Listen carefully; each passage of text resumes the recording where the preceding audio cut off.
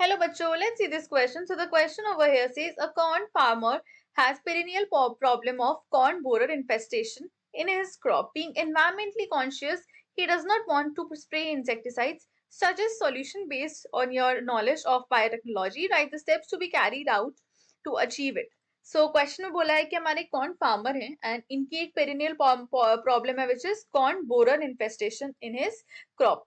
सो अब he is environmental friendly, environmental conscious, तो ये जो है ये इंसेक्टिसाइड स्प्रे नहीं करना चाहते, तो हमें कोई एक बेटर मेथड इनको बताना है. So the key concept here is genetically modified crops. Now genetically modified crops जो होती हैं they are generally used in many ways. So इसमें क्या होता है, जो क्रॉप्स हैं इनको जेनेटिकली इंजीनियर करा जाता है. सो इनको इंजीनियर करा जाता है एंड व्हाट हैपन इज कि इनमें जनरली हम लोग ऐसी टॉक्सिन्स को या फिर ऐसी कोई डिफरेंट चीज को इनकॉर्पोरेट करवा देते हैं. अब ये जो होती है जनरली देखी जाती हैं फॉर पेस्ट रेजिस्टेंस. इनका मोस्ट कॉमन जो एडवांटेज होता है ये होता है कि ये पेस्ट रेजिस्टेंस में हेल्प करती हैं. नेक्स्ट जो है ये बेटर यील्ड प्रोवाइड करती हैं. तो काफी बार क्या होता है हम यील्ड के लिए भी जेनेटिकली मॉडिफाइड क्रॉप्स की साइड जाते हैं. नेक्स्ट ये जो है हर्बिसाइड रेजिस्टेंस इनको इनमें देखी जाती है एंड ये हर्बिसाइड्स की जगह पर भी बेसिकली इनको यूज करा जा सकता है.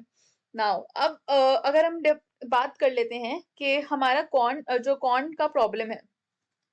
सो यहाँ पर इनके प्रॉब्लम मेंशन करी है गई है that is corn borer infestation. So अब कॉर्न बोरर इन्फेस्टेशन के लिए अगर हम लोग कोई मेथड देखते हैं तो that would be to use genetically modified crops. So यहाँ पर बोला है हमने दैट हम जो है इनमें जेनेटिकली मॉडिफाइड क्रॉप्स को यूज कर सकते हैं एंड ये जेनेटिकली मॉडिफाइड क्रॉप्स जो हैं जनरली हमारी बीटी कॉर्न हो सकती है. सो जेनेटिकली मॉडिफाइड क्रॉप्स जैसे कि जो हमारा बीटी कॉर्न है. सो व्हाट विल हैपन इज कि जो हमारा बीटी कॉर्न है it will help and BT corn में हमारे ऐसे टॉक्सिन्स प्रेजेंट होते हैं जिनको हम लोग बोलते हैं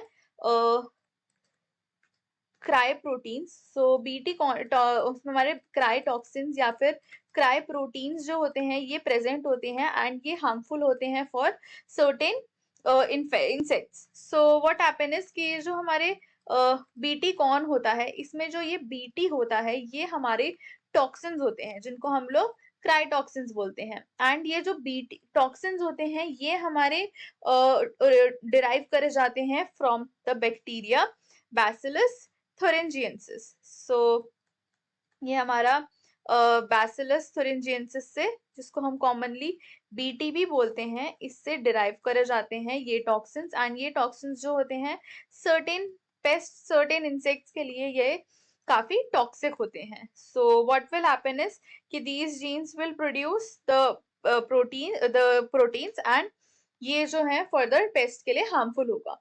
सो अब अगर हम लोग स्टेप्स की बात कर लेते हैं तो the appropriate steps that should be taken for this is for these are the first one would be identification of BT genes. So सबसे पहले हम लोग देखेंगे कि हमें कौन से जो BT genes हैं उनको incorporate करवाना है for our particular जो हमारे कॉर्न बोरर हैं उनके लिए.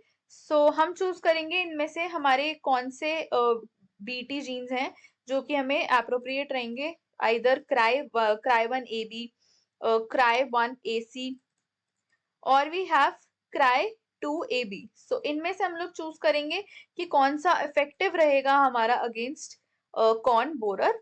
सो जो हमारा इफेक्टिव होगा जिससे इंजेस्ट करते ही वो हमें कॉर्न बोरर की जो प्रॉब्लम है वो खत्म हो जाएगी, तो हम वो वाला यूज करेंगे. नेक्स्ट हम देखेंगे that would be second step. So second step होगा हमारा that is gene insertion into corn plants. So हम इसमें देखेंगे कि जो हमारा जीन है उसको हम इंसर्ट करेंगे इन कॉर्न प्लांट्स. सो हम इनको कॉर्न प्लांट्स में इंसर्ट करेंगे and further we'll see that कि इसके लिए हम लोग यूज करेंगे हमारा agrobacterium mediated gene transfer. So इसमें हम यूज कर रहे हैं हमारा एग्रोबैक्टीरियम मीडिएटेड ट्रांसफर। एंड इसमें क्या होता है, या फिर हम इस साथ में तो आइदर हम जीन गन भी यूज कर सकते हैं। So we'll insert BT genes, and BT genes को इंसर्ट करने के बाद what will we do is this process integrates the BT gene so that it can be expressed in corn plant tissues. Next हम लोग करेंगे that would be third step, and third step में हम लोग screening, selection and screening करेंगे। So selection and screening. So what will do is कि हम यहाँ पर फर्दर देखेंगे दैट हमारी जो screen transformed corn plants to identify those that have successfully incorporated the BT gene. So हम यहाँ पे स्क्रीनिंग करेंगे कि कौन से जो हमारे क्रॉप्स हैं उन्होंने सक्सेसफुली इनकॉर्पोरेट कर लिया है बीटी जीन्स को। सो जिन भी क्रॉप्स ने इनकॉर्पोरेट कर लिया होगा बीटी जीन्स को, वील यूज देम। एंड इसके लिए हम लोग जनरली पीसीआर या फिर सदर्न ब्लॉटिंग भी करते हैं। सो पीसीआर और southern blotting to confirm BT gene. Next जो हमारा स्टेप है that would be fourth step, and fourth step में हम लोग क्या करेंगे, हम रीजनरेशन एंड ब्रीडिंग करेंगे।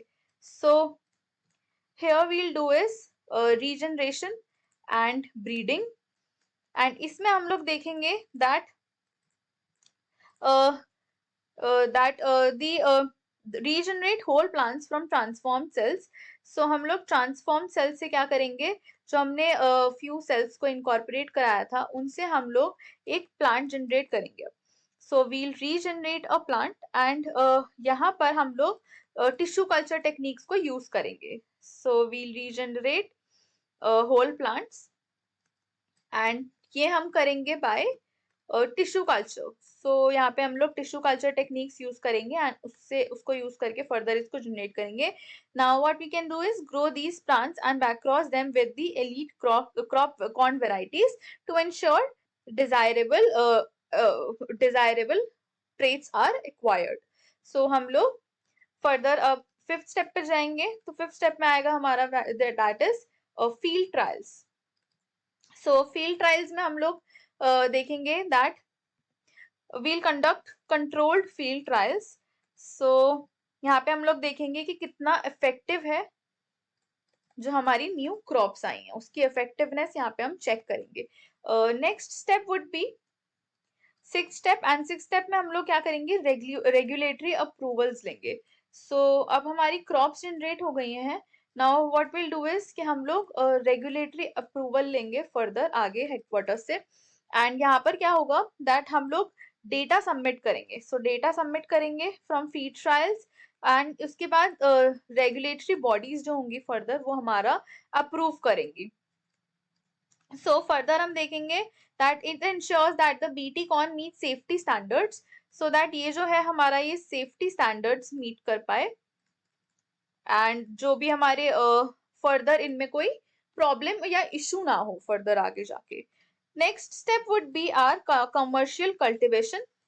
सो हम जो है इनकी कमर्शियल कल्टिवेशन स्टार्ट करेंगे जैसे ही हमारा अप्रूवल्स मिल जाएंगे, एंड फर्दर हम लोग और कॉर्न बोरर्स इनको कॉर्न को जेनेटिकली मॉडिफाइड कॉर्न को ग्रो करेंगे एंड फर्दर यूज करेंगे। And the last step would B monitoring and management. So monitoring and management would be कि हमारा जो after paste post post cultivation वो है, मैनेजमेंट है, एंड मॉनिटरिंग करेंगे। हम लोग देखेंगे कि हमारी जो कॉर्न है वो ठीक हो रही है या नहीं, एंड वेदर ये जो है हमारी आईपीएम या फिर integrated pest management strategies needed है या नहीं, या डिफरेंट कोई स्ट्रैटेजीज रिक्वायर्ड है तो हम उसमें यूज करेंगे। So therefore this is the correct answer for the given question. Hope you understood it well. Best of luck.